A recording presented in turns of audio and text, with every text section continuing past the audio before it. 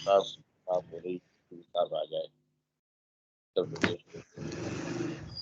नमस्कार, मैं हूं अनिल वर्मा शेखर। रात के 10 बजे हैं और ये समय है बिग बुलेटिन का। बिग बुलेटिन में आज हम उप मुख्यमंत्री केशव देव मौर्य के बयान की चर्चा करेंगे और किस तरह से चुनाव मुड़ रहा है एक नए मोड़ पर, विकास की बात करते करते, और धीरे धीरे वही ध्रुवीकरण की राजनीति शुरू हो गई है। और केशव देव मौर्य ने अभी मथुरा मंदिर का मुद्दा उठाया था, कृष्ण जन्मभूमि का, और उन्होंने एक बयान दिया है, विवादित बयान दिया है कि हमने लुंगी टोपी वाले गुंडों से निजात दिलाई है। पूछा लोगों से कि हमने दिलाई कि नहीं दिलाई, लोग किस तरह से भयभीत करते थे टोपी लगा करके। तो ये जो चुनाव है, चुनाव को नए मोड़ पर ले जाना चाहते हैं। और जैसा कि कहा भी जाता है कि सारे तमाम से मुद्दे हो सकते हैं, लेकिन भारतीय जनता पार्टी इन सब रस्मों के बाद रस्मों की अदायगी करते हुए ही चुनाव तक पहुंचती है। तो इस बयान पर ही आज हम चर्चा करेंगे। इस बीच और कुछ ज्यादा बताने को तो नहीं, लेकिन सलमान खुर्शीद का एक ट्वीट आया है, वो भी इससे जोड़ करके देखा जा सकता है। हालांकि इससे उसका जुड़ाव नहीं, लेकिन लेटेस्ट ट्वीट है और इसी भाषा में है। उन्होंने कहा है कि जो लोग अपने स्वार्थ के लिए देशवासियों पर धर्म के नाम पर उंगली उठाते हैं, वे देश के साथ अन्याय करते हैं। इससे बढ़कर गद्दारी क्या होगी। और जो राष्ट्र संवाद में गंदी भाषा लाते हैं, वे मानवता पर कलंक हैं। अब सच सुनने को तैयार हो जाइए दोस्त और विरोधियों। ये कहा है सलमान खुर्शीद ने अपने एक ट्वीट में। तो आज हम चर्चा करेंगे केशव मौर्य के बयान की, जिसमें उन्होंने कहा कि हमने टोपी वाले गुंडों से निजात दिलाई है। ये बयान है और इस पर ही शुद्ध रूप से आज हम चर्चा करेंगे कि किस मोड़ पर जा रहा है चुनाव।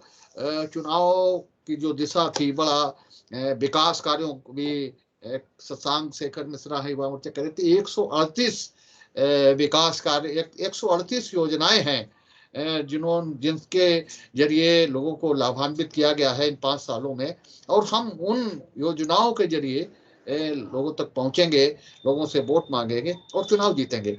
लेकिन देखिए आप, क्या पिछले एक सप्ताह के कुछ दिन देखिए कि किस तरह से चुनाव की जो गतिविधियां हैं, चुनाव में किस तरह से नया मोड़ आ रहा है। मथुरा मंदिर की बात करने के बाद में अब सीधे सीधे वार किया गया है लुंगी टोपी वाले गुंडों की ओर और कहा गया कि हमने इन 5 सालों में इन गुंडों से निजात दिलाई है। गुंडा शब्द इस्तेमाल किया गया है। आज की इस चर्चा में भारतीय जनता पार्टी से श्रीमती श्वेता दुबे हैं, महिला मोर्चा के नेता विकास पांडे भी जुड़ेंगे, भाजपा के नगर अध्यक्ष, समाजवादी पार्टी से अनिल मिश्रा जी हैं, पार्टी के वरिष्ठ नेता शशांक मिश्रा जी हैं, और कांग्रेस से विवेक नारायण मिश्रा जी हैं, और वरुण त्रिपाठी। आप सबका स्वागत है आज की इस बहस में। और हम शुरू करते हैं आज की इस बहस को केशव देव मौर्य के बयान को लेकर के, जिसमें उन्होंने कहा कि हमने 5 साल में लुंगी टोपी वाले गुंडों से निजात दिलाई है। चलते हैं अनिल मिश्रा जी की ओर से, समाजवादी पार्टी के नेता हैं। अनिल मिश्रा जी, क्या इस बयान के क्या माने निकाले जाएं और किस ओर जा रहा है ये 2022 का चुनाव? शेखर जी, बड़ा मजेदार बयान है, लेकिन बड़ा डरा हुआ बयान है। केशव देव मौर्य जी डीसीएम हैं, साधन संपन्न व्यक्ति हैं, विद्वान हैं, पढ़े लिखे हैं और सुनते हैं विद्वान व्यक्ति हैं। फिर ऐसा डरा हुआ बयान जो है क्यों देते हैं जिसमें साफ तौर पे परिभाषित न किया गया हो कि कौन लुंगी वाले टोपी वाले कौन। अरे भाई, खुल करके बात करते ना। अगर ऐसी बात थी, और आप तो डिप्टी सीएम हो, पूरी की पूरी सत्ता आपके पास में, एक पहली बात साहब। दूसरी बात ये, अब सांकेतिक भाषा में जब बात हुई है तो सांकेतिक भाषा में ही जो है वो आज की डिबेट में मैं जवाब दूंगा इसका। दूसरी बात ये है कि टोपियां जो है, लुंगी तो अधोवस्त्र है, टोपी जो है वो सर पे पहनी जाती है। अब टोपियां भी कितने किस्म की टोपियां हैं भाई। उत्तर प्रदेश में तो जो है वो अलग अलग मौसम में, अलग अलग क्षेत्र में अलग अलग तरीके की टोपियां हुआ करती हैं। अब ये किस टोपी की बात कर रहे हैं ये भी नहीं स्पष्ट हो पाया है। और जब टोपी की बात आती है शेखर जी, तो ये तो आरएसएस सदस्य रह चुके हैं। टोपी और खाकी नेकर से तो पुराना जो है बड़ा नजदीकी रिश्ता रहा है। तो इनको याद होगा काली टोपी भी एक काली टोपी भी होती है। और जब काली टोपी की भी चर्चा करें तो फिर ये याद आता है कि महात्मा गांधी की हत्या करने वाले व्यक्ति भी व्यक्ति था।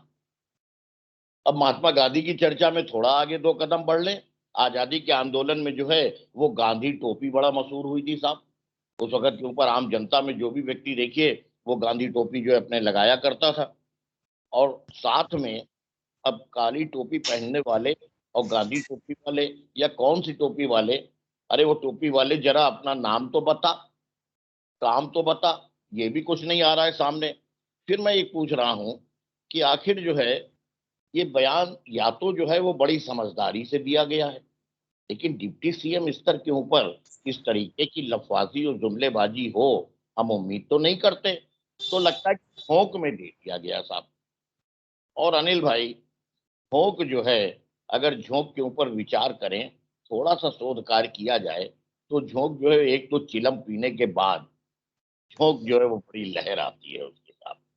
अब उस लहर में फिर क्या का क्या आदमी कह जाए क्या ना कह जाए। दूसरे भांग पीने के बाद भी बड़ी झोंक आती है। केतु देव जी जो है वो तो मुझे लगता है कि कहीं ना कहीं जो है वो तुलसीदास कह गए कि को न कुसंगत पाए नसाई। तो कहीं ना कहीं चिलम पीने वालों का और भंगेड़ियों का कुछ क्षण का भी अगर उनका साथ हो गया होगा तो केशव जी जो है, मौर्य जी जो है ये बयान दे गए होंगे। और आगे बढ़ लीजिए साहब।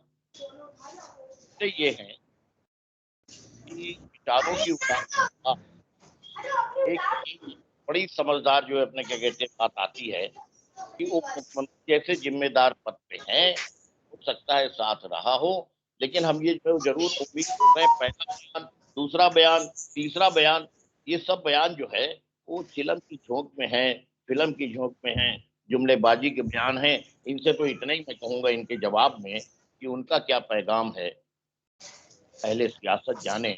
मेरा पैगाम मोहब्बत है जहां तक आम जनता आने वाले वक्त में।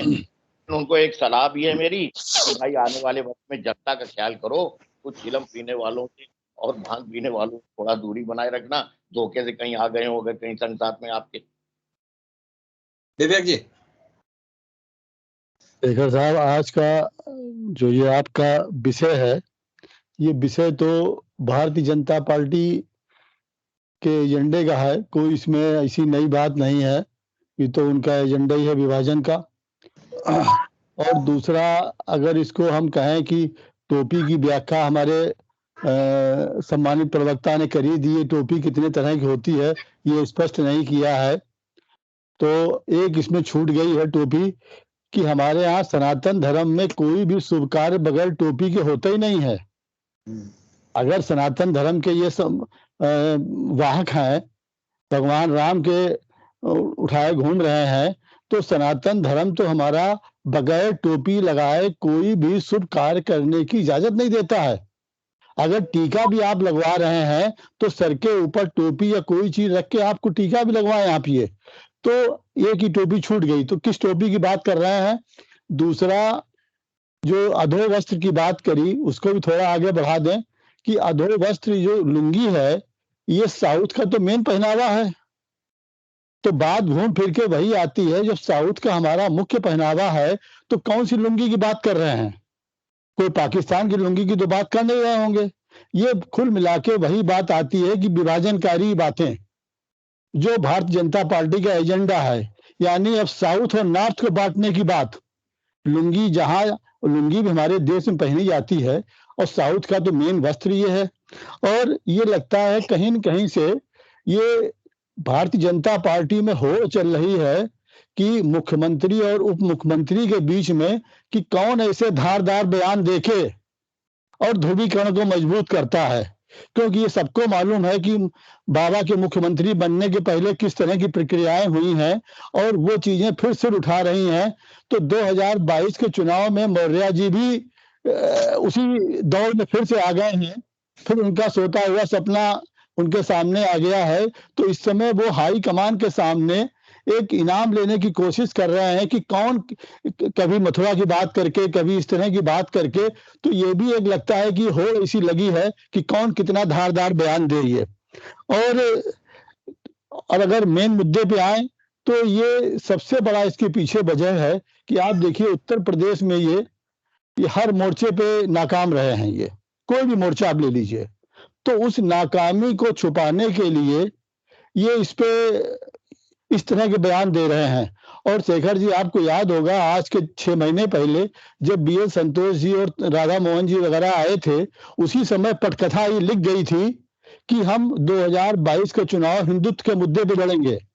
ये पटकथा तभी 4 महीने पहले लिख गई थी, जब वो सारे MLA से, मिनिस्टर से मिले थे, फीडबैक लिया था। उसके बाद जब लखनऊ में उन्होंने अपना वहां पे उस पर मंत्रणा करी, तो यही उसका आया था कंक्लूजन कि हम अगली ये चुनाव हिंदुत्व पे लड़ेंगे। ये तो अब दूसरा देख लीजिए कि आज पिछली सरकार से लेके अब तक केवल नारे बदले हैं, और नारे के अलावा काम सब वही रहे हैं, चाहे अवैध खनन का हो, चाहे कानून व्यवस्था का हो, चाहे युवाओं, सबसे ज्यादा नुकसान युवाओं का हुआ है।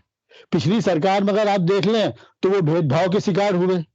एक Guinness book of the record बना के सारी सरकारी भर्तियां कोर्ट में चली गई। और अगर आप 17 से 22 में देखें तो इतने पेपर लीक हुए हैं कि युवाओं की नौकरी उससे खतरे में पड़ी है। और इस साल में 21 में अगर आप देखें तो बोर्ड के, TET के, PGT के, नीट के सारे पेपर लीक हुए, तो युवाओं का कितना नुकसान हुआ है। तो इस तरह से दोनों सरकार में एक से लगते हैं। ये औधा मिल जाएगा, इसीलिए स्कूल मंत्री जी ने इस तरीके का विवादित बयान दिया है। अभी आप देखिए, लखनऊ से दिल्ली तक शहर, मेट्रो, ट्रेनें इनकी विकास की गाथाओं से पटी हुई हैं, लेकिन इनके भाषण आप देखिए, उनमें नफरत झलकती है। और ये बड़ा दुर्भाग्यपूर्ण है, मुझे लगता है कि स्टूल मंत्री जी बाबा योगी आदित्यनाथ जी से मुकाबला करने पे लगे हुए हैं। शायद हिंदुत्व का एजेंडा उनका बहुत पुराना है और इसमें उनके 100 में से 100 नंबर हमेशा ही आते हैं। पिछले 5 सालों में उत्तर प्रदेश की जनता ने जो इनको एक बहुत बड़ा जनादेश दिया था, कहीं ना कहीं भारतीय जनता पार्टी के लोगों ने उस जनादेश का अपमान किया है। ये सरकार काम कम करती है और विज्ञापन ज्यादा करती है। इनका विकास सिर्फ जो है विज्ञापन में ही दिखता है और होर्डिंग में ही दिखता है। केशव प्रसाद मौर्य जी उप मुख्यमंत्री होने के साथ साथ PWD मिनिस्टर भी हैं। अभी आप देखिए, इनकी एक डेडलाइन थी कि 15 नवंबर तक हम उत्तर प्रदेश की सड़कों गड्ढा मुक्त करेंगे। आप बताइए मुझे, सड़कें गड्ढा मुक्त कहीं हुई? आज लखनऊ में 68,500 शिक्षक भर्ती में जो 23,000 पद रिक्त रह गए थे, उसको लेकर छात्रों ने जब शांति से अपना कैंडल मार्च निकाला तो लखनऊ पुलिस ने जिस बर्बरता से उन पे लाठियां भानी, आप समझिए साहब, लाठियां टूट गईं। उन छात्रों की हड्डियों का क्या हाल रहा होगा। आज ये बात करते हैं व्यापारियों की। आप देखिए, मुजफ्फरनगर में एक मेडिकल कारोबारी थे जिनका नाम था अरुण कर्णवाल, उनसे 8 लाख रुपए की रंगदारी मांगी। इन लोगों ने मांगी। क्या वो समाजवादी पार्टी के लोग थे? वो भारतीय जनता पार्टी के ही लोग थे, और ये बात मीडिया के माध्यम से साबित भी हो चुकी है। और रंगदारी नहीं देने पर उनकी दिन दहाड़े 10 गोलियां मारी गई साहब। उनको 10 गोलियां मारकर उनकी मौके पर हत्या कर दी जाती है। अलीगढ़ के अंदर एक पशु चिकित्सक थे, डॉक्टर कलाम साहब, उनकी भी रंगदारी न देने के मामले को लेकर उनके 3 साल के बेटे के सामने गोली मारकर हत्या कर दी जाती है। और मुझे तो बड़ा आश्चर्य लगता है कि विकास के बड़े बड़े इन लोगों ने वायदे किए थे, लेकिन आज आप हकीकत देखिए, धरातल पे कुछ है, कहीं कुछ नहीं है। तो भारतीय जनता पार्टी के लोग कहीं ना कहीं इस बात से भली भांति अवगत हो चुके हैं कि उत्तर प्रदेश की जनता इस चुनाव में इनको बुलडोजर चलाएगी, इनको ऊपर वोटों का बुलडोजर चलेगा साहब। और इसीलिए इस तरीके के विवादित बयान ये लगातार दे रहे हैं। वरुण जी भाई साहब, वरुण त्रिपाठी जी भाई साहब, देखिए, उप मुख्यमंत्री केशव प्रसाद मौर्य जी का जो बयान आया, ये कहीं ना कहीं पिछले 5 वर्षों में सरकार में साहब घुटन महसूस कर रहे हैं। और कहीं ना कहीं योगी जी से ऊपर निकलने का ये प्रयास है, जो पिछले कई दिनों से कई बार हम उनके बयान देख चुके हैं। इसमें कोई डाउट नहीं है कि पोलराइजेशन की पूरी राजनीति हो रही है, क्योंकि कहीं ना कहीं कट्टरता, जातिवाद, इन्हीं मुद्दों के ऊपर साहब भाजपा चुनाव आने वाला 2022 लड़ेगी। जहां तक रही मौर्य जी की बात, तो साहब उनकी भाषा शैली देखिए, कितना गरिमामयी पद है।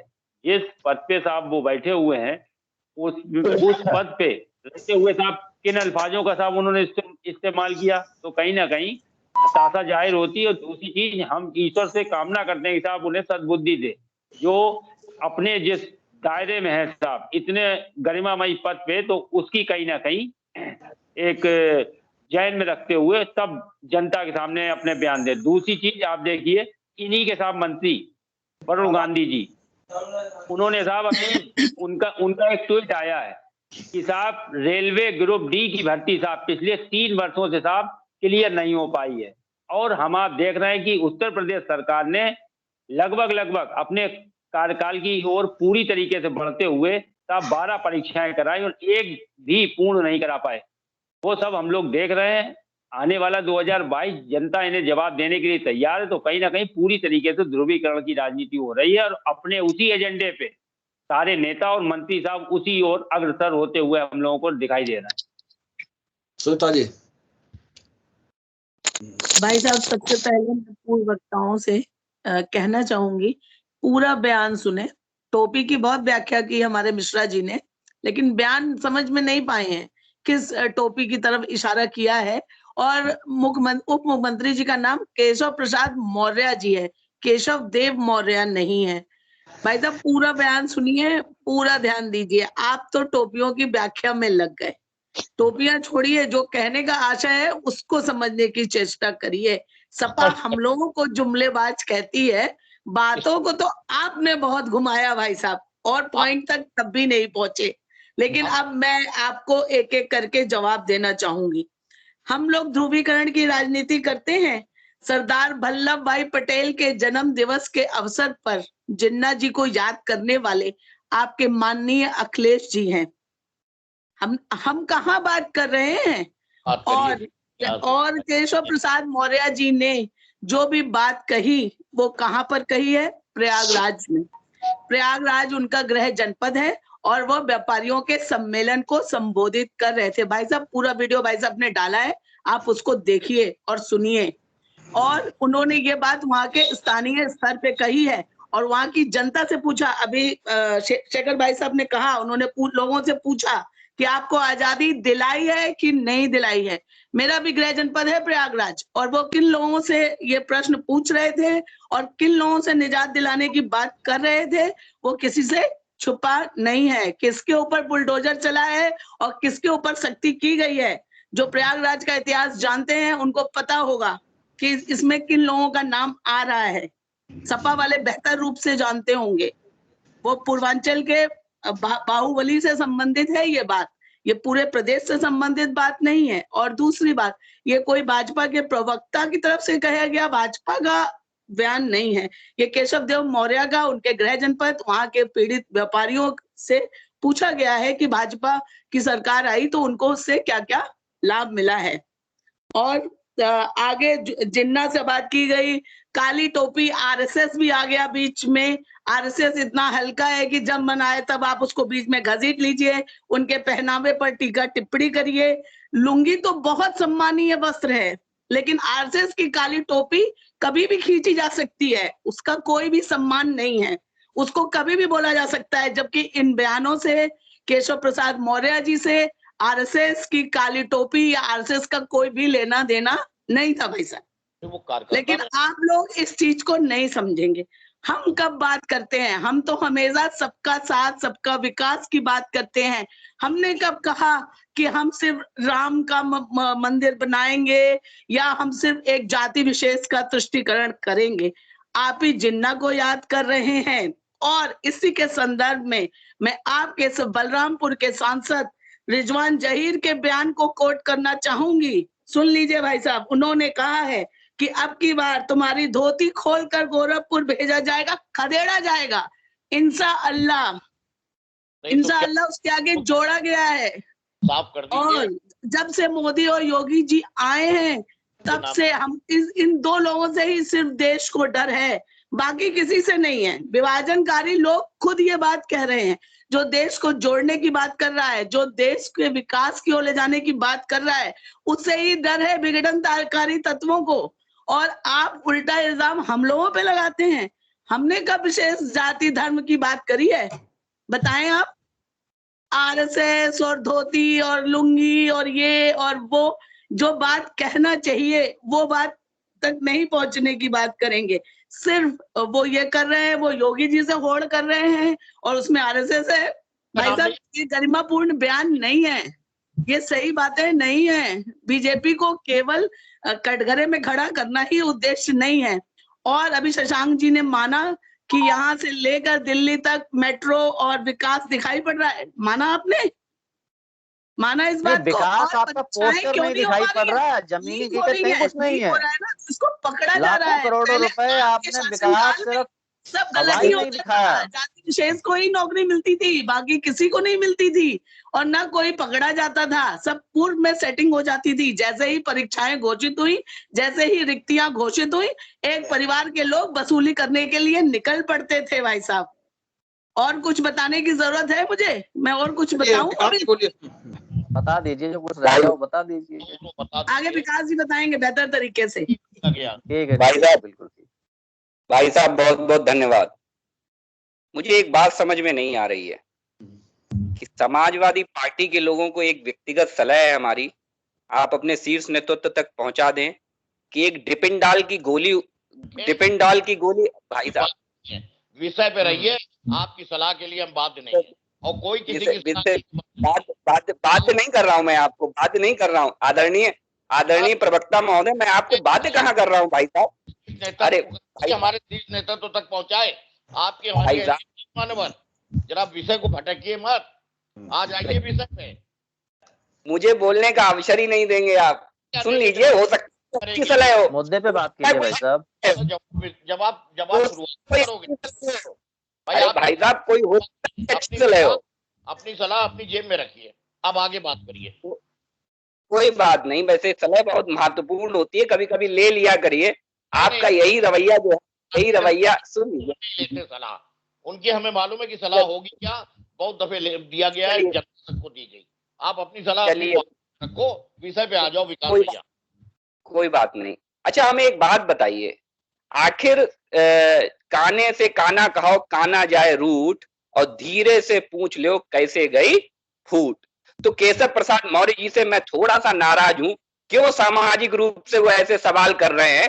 धीरे से कभी विधानसभा में पूछ लिए होते, है ना, धीरे से साइड में बैठ के पूछ लिए होते तो सब बता दिया होता। लेकिन नाराजगी जाहिर सी बात है, जब सवाल समाज में आएगा तो नाराजगी होना जाहिर सी बात है। कौन चाहता है समाज के बीच में नंगा होना? कोई नहीं चाहता है। खैर कोई बात नहीं, ये समाजवादी पार्टी का या किसी दल का विषय नहीं है, ये हर उस व्यक्ति का विषय है जो नहीं चाहता है। क्षमा चाहूंगा इसलिए कि आपको बुरा ना लगे। खैर, दूसरी फोड़ दी, काने की आंख में घी डाला, उन्होंने कहा मेरी दूसरी भी फोड़ दी। छोड़िए मुहावरों को, विषय पे आ जाइए। कोई बात नहीं भाई साहब, आप ही से सीख रहा हूँ। खैर, खाली मार्गदर्शन कर रहा हूँ, अगर आपको नहीं कबूल है वो भी मैं अपनी पॉकेट में रख के ले रहा हूँ। आप अपनी सलाह और सुझाव दोनों पसंद आते हैं, चाहे वो विरोधी दें चाहे अपने दें। कोई बात नहीं, मैं अपनी जेब में रखता हूँ। मैं दूसरे के सलाह और सुझाव अपनी जेब में रखता हूँ, ना कि उससे कहता हूँ कि वो अपनी जेब में रख ले। खैर कोई बात नहीं। समाजवादियों की सलाह बोलने दीजिए मिश्रा जी, बोलने दीजिए। हाँ, टाइम निकल रहा। हाँ, वार्तालाप भाई साहब, सबसे बड़ी चीज आप समझिए, पेट में दर्द चालू हो चुका है और डिपिंडाल की गोलियों की बिक्री बढ़ने वाली है। जैसे जैसे चुनाव बढ़ेगा वैसे डिपिंडाल की गोली की बिक्री बढ़ने वाली है। और समाजवादी पार्टी का यही रवैया रहा तो मुझे लगता है कि बहुत जल्द बोतलें भी चढ़ेंगी, डिहाइड्रेशन के भी शिकार हो सकते हैं वो। क्योंकि जिस तरीके भारतीय जनता पार्टी, अब भाई साहब सुन लीजिए, अरे भाई साहब सुन लीजिए, धैर्य भाई साहब, छोटा हूं, मौका दे दीजिए भाई साहब, छोटा हूं, आपसे मौका मांग रहा हूं भाई साहब, छोटा हूं आप।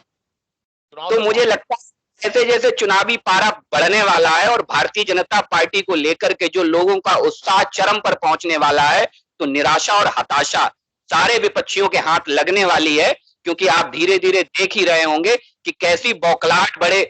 आप हमेशा कहते हैं कि विकास के मुद्दे पर भाजपा चुनाव नहीं लड़ना चाहती। अरे हम तो कहते हैं कि कभी आइए, कभी एक कहिए आके कि हमने गैस कनेक्शन नहीं दे पाए, भारतीय जनता पार्टी ने आज देश की महिलाओं को चूल्हा मुक्त करने का काम किया है। जो महिलाएं बाहर शौच जाती थी आजादी के 60 साल में और उत्तर प्रदेश की 30 साल की शासनकाल में समाजवादी पार्टी और गैर भारतीय जनता पार्टी की सरकारों में, इस उत्तर प्रदेश में आधे से ज्यादा महिलाएं जो है वो खेतों में शौच जाया करती थी। उस उत्तर प्रदेश को हमने जो है ODF में लाने का काम किया है, भारतीय जनता पार्टी ने किया है। लेकिन इन सब चीजों विपक्ष अपने चश्मे से भी नहीं देखना चाहता है। अरे भाई साहब, आप अपने विकास की बात कर लीजिए, वरना आपको गाए बगाए कभी जिन्ना याद आ जाते हैं, लोहिया जी याद नहीं आते हैं। मुझे बड़ा दुख हुआ उस दिन इस बात का कि लोहिया जी नहीं याद आए आजादी को लेकर के जिन्ना जी याद।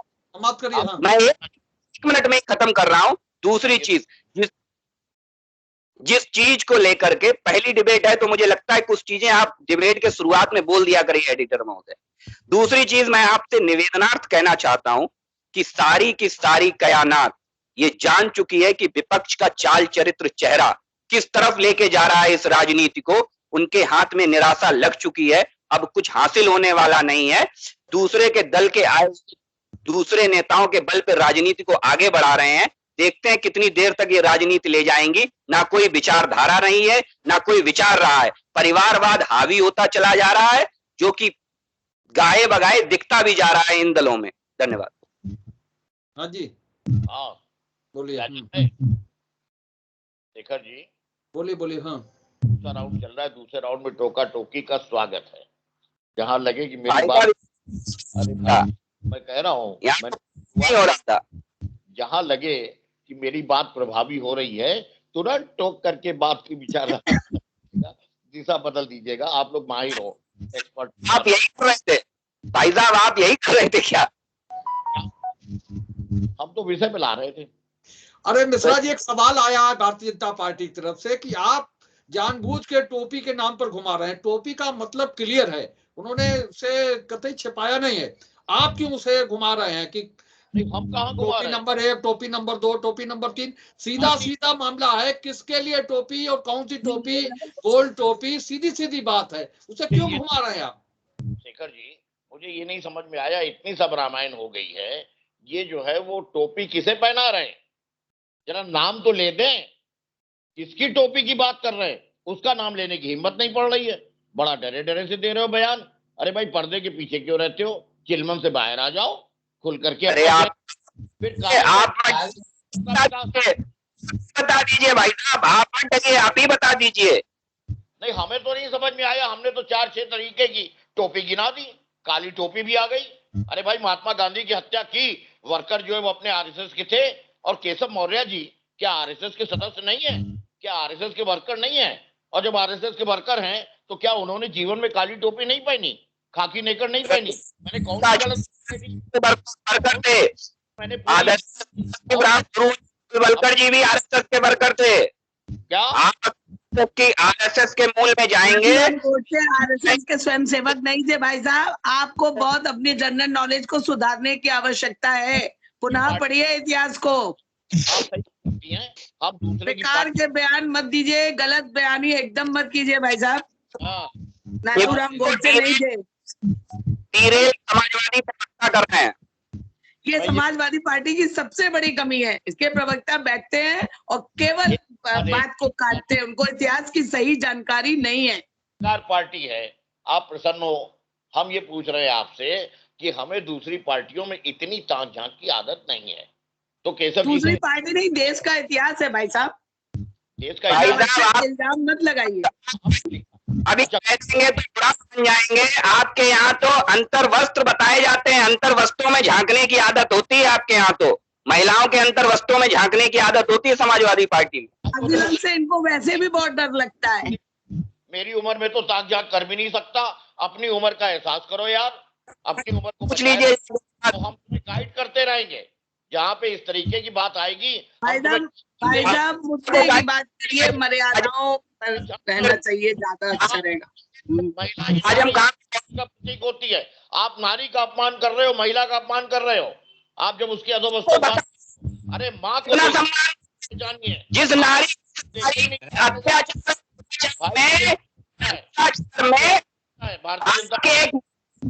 होती है, आप उसे मंत्री पद से नहीं हटाते हैं। गायत्री प्रजापति नारी के सम्मान, उसे आप नारी का है जो गायत्री प्रजापति ने किया था, आपकी नजर में वो नारी का सम्मान है या वो नारी का सम्मान है जो सीएम खान ने दिया था आपको? वो नारी का सम्मान वही है जो भारतीय जनता पार्टी के लोगों ने पंचायत चुनाव में दिखाया। हमने तो करा। भारतीय जनता पार्टी के लोगों ने महिलाओं का छोड़ के नारी पर मत जाइए। जितना सम्मान महिलाओं का भाजपा में है, इतना तो आज तक किसी भी पार्टी ने किया ही नहीं है। ये ये जो मुद्दा है उस पर बात करें, महिलाओं की समस्या पर मत जाइए। आपने किसी पार्टी के शासन में जो है वो अपने नारी का चीरहरण नहीं हुआ। द्रौपदी का कभी सुनते थे तो केसरी जी ने बचा लिया था। यहाँ तभी तो आपके संरक्षक जी ने बयान दिया था, लड़के हैं, गलतियां लड़कों से ही हो जाती हैं। अब ज्यादा याद दिलाने की मत कोशिश करिए, और जो आज का मुद्दा है उस पर बात किया जाए तो ज्यादा अच्छा रहेगा। क्या बात है, और आपने करके दिखा दिया। मान्यवर, ये देखिए महंगाई के ऊपर आइए, पेट्रोल चेंज करिए, इन्होंने कहा हमने जो देखिए शेखर भैया ने शौचालय बनाए, सिलेंडर पानी नहीं है, गैस सिलेंडर की भी बात हो रही थी। गैस सिलेंडर का दाम देखिए आप क्या है, वो आज कबाड़े में बिक रहे हैं। जिस विकास की बात हमारे भारतीय जनता पार्टी के प्रवक्ता कर रहे थे, पश्चिमी यूपी में इनके सांसद और विधायक डर के मारे जनता के बीच नहीं जा रहे हैं साहब। इतना विकास हो गया कि जनता इन्हें पीटने लगी है।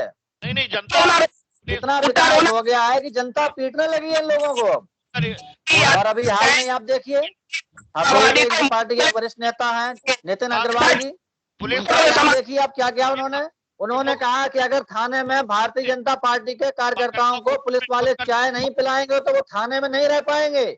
आप देखिए साहब, जिस तरीके से जिम्मेदार पदों पर बैठे हुए लोग इस तरीके के उल्फ यू बयान देते हैं, इनसे सब क्या उम्मीद की जाएगी? और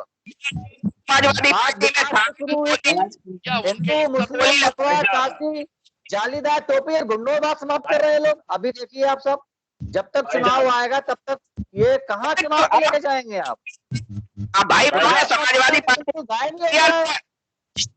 समाजवादी पार्टी चाहते ही नहीं बताते। बात तो जब करेंगे विकास कहीं हुआ होगा 5 साल में, वो विकास केवल विज्ञापन नहीं हुआ है। आपका हिम्मत नहीं, हमें विकास हुआ भैया, गड्ढे नहीं भर पाए आप 5 साल में, विकास क्या करेंगे? विकास भाई कभी तो सच स्वीकार करिए, साहब सच स्वीकार करिए। उत्तर प्रदेश की पेपर कांड में आप देखिए क्या हुआ, शराब के गोदाम में टीटी के पेपर रखे गए साहब। भाई सुनिए, आप बताइए आपने क्या क्या विकास कराया था और हमने कहाँ कहाँ अवरुद्ध करा दिया? आप एक एक मुद्दा बताते जाइए, हम जवाब देते जाएंगे। बोलिए, आप शुरू करिए। फर्रुखाबाद में देख लीजिए, आ रहे हो, हम यही तो जो भी विकास कार्य आपको दिख रहा है, फर्रुखाबाद को कौन सा स्वर्णिम शिखर पे पहुंचाया था? कौल आपके, अगर हमने कुछ नहीं किया, जनता ने विपक्ष में बैठा दिया। यही तो हम भी कह रहे हैं कि आप कुछ नहीं कर रहे हो, आप भी हमने विकास किया है और जनता जवाब देगी। आप लोग क्यों परेशान हो? जनता जवाब देगी। अरे भाई, तो मिर्ची क्यों लग रही है? नहीं मिर्ची लग रही भाई साहब, आप लोगों को लग रही है, हम लोग को कहाँ लग रही है? हम लोग तो हंस रहे हैं। नहीं लग रही है मिर्ची, हम तो ये कह रहे हैं हम लोग को तो नहीं लग रही है। आपके बड़े नेता जो है विकास की बात क्यों नहीं करते? सच्चाई से मुद्दों की बात देंगे, सबका साथ, सबका विकास, सोच ईमानदार, किस तरीके से देश का सांप्रदायिक माहौल खराब हो, वोटों का ध्रुवीकरण करके उसका राजनीतिक लाभ दिया जा जाति विशेष का तुष्टिकरण करते हैं। अभी भी भाई साहब जालीदार टोपी स्वीकार नहीं कर रहे हैं, क्योंकि उसी का तुष्टिकरण करना है। स्वीकार कैसे करेंगे भाई? जिन्ना तो कुछ बड़ा लोहिया जिसे भी बड़ा माना जा रहा है। किसकी तरफ से शुरू बताइए आप। किसकी टोपी? जरा खुल के नाम तो लो, खुल के बताने का साहस नहीं है। इशारों को समझिए मिश्रा जी, राज को राज रहने दीजिए। नहीं, हम इतने सोचा ही समझदार नहीं है भैया, साफ साफ बताया कीजिए। उजागर हो जाओगे। आप उनका शेखर भैया ने पूरा वीडियो डाला है, देख लीजिएगा, समझ में आ जाएगा। नहीं, मौर्य जी ने किसके लिए बोला है? डिप्टी सीएम साहब जो है वो साफ साफ क्यों नहीं बताते हैं? क्या आपत्ति हमको बताने में साफ साफ? क्यों घुमा फिरा के बात करते हैं? अब नवाजवादी पार्टी को हम क्या क्या साफ साफ बताएं? हम समझ रहे हैं कि आप समझदार हैं, आप समझ रहे होंगे, भैया लेकिन आप समझ ही नहीं पा रहे हैं, तो बड़ी झूठ लोग जान अफसोस चुके की बात है। आपके बयान को समझने की हमें तमीज नहीं है। हम आगे और बयान आएंगे भाई साहब, समझिएगा। बिल्कुल चिंता मत करिए। बीजेपी के लोगों से हम लोगों को इसी प्रकार की उम्मीद थी कि उत्तर प्रदेश के चुनाव में आप देखिए आगे आगे इसी तरीके के बयान आएंगे, किस तरीके से वोटों का ध्रुवीकरण हो सके, क्योंकि 5 साल में जमीनी कोई काम तो किया नहीं आप लोगों ने। ये बयान खराब लगता है आपका। प्रधानमंत्री जी कहते हैं सबका साथ सबका विकास, पता कैसे दें? बता दे तो प्रधानमंत्री जी का कैर टूट पड़े इन पे। इनकी समझ